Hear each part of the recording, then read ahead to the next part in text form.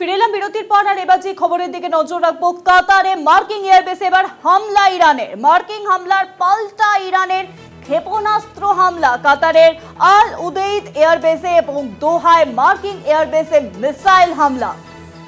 আর বিষয়ে আরো জানবো নিউজরুমে এখন সঙ্গে রয়েছেন আমাদের প্রতিনিধি নিমাই পান্ডা। নিমাই, আমরা দেখেছিলাম যেভাবে আমেরিকা বলেছিল যে আমাদের সময় চাই 2 সপ্তাহের, এবং সেই সময়ের আগেই আমরা দেখলাম কিভাবে ইরানের উপর হামলা চালায় এবং এবার পাল্টা ইরান মার্কিনের উপর হামলা চালাচ্ছে। এবং যেখানে ইরান এবং ইসরায়েলের মধ্যে যুদ্ধ চলছিল সেখানে আমেরিকা হামলা চালায় ইরানের 3টি নিউক্লিয়ার যে কেন্দ্রগুলি রয়েছে, কিন্তু তার পাল্টা একেবারে সরাসরি যুদ্ধ ঘোষণা আমেরিকার বিরুদ্ধে প্রায় বলা যেতে পারে। তার কারণ কিছুক্ষণ আগে যে খবর এসে পৌঁছেছে যে কাতারে যা পশ্চিম এশিয়ায় কাতারের যে দোহার কাছে আল উদেইদ যে মার্কিন এয়ারবেস রয়েছে, সেটা হচ্ছে পশ্চিম এশিয়ায় সবথেকে বড় এয়ারবেস মার্কিন যুক্তরাষ্ট্রে।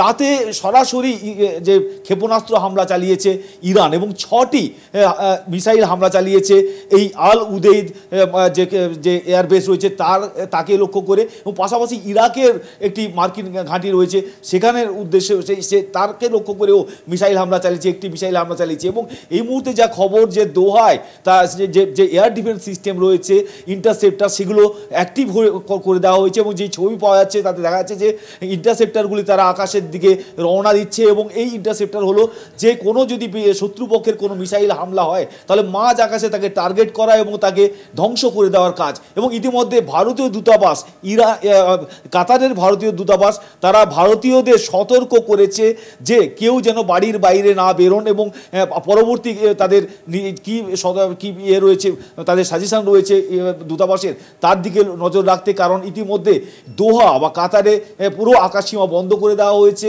এবং হাই অ্যালার্ট জারি হয়েছে। এবং সবথেকে বড় কথা, মার্কিন যুক্তরাষ্ট্রের এর আগে দূতাবাস বিভিন্ন জায়গায় ইসরায়েলের দূতাবাসের কাছাকাছি জায়গায় গিয়ে হামলা চালিয়েছে ইরান, কিন্তু এই প্রথম একেবারে সরাসরি পশ্চিম এশিয়ার সবথেকে বড় মার্কিন এয়ারবেস যে আল উদেইদ সেখানে মিসাইল হামলা ইরানের, এবং যা কার্যত এই যে যুদ্ধ পরিস্থিতি বা যুদ্ধ চলছে তাতে এক নতুন মাত্রা যোগ করলো এবং যোগ দিল। এবং এখানে আমেরিকা তারা কি করে সেটাই এখন দেখার বিষয়। অনেক ধন্যবাদ নিমাই দা, নিউজরুমের সঙ্গে ছিলেন আমাদের প্রতিনিধি নিমাই পান্ডা।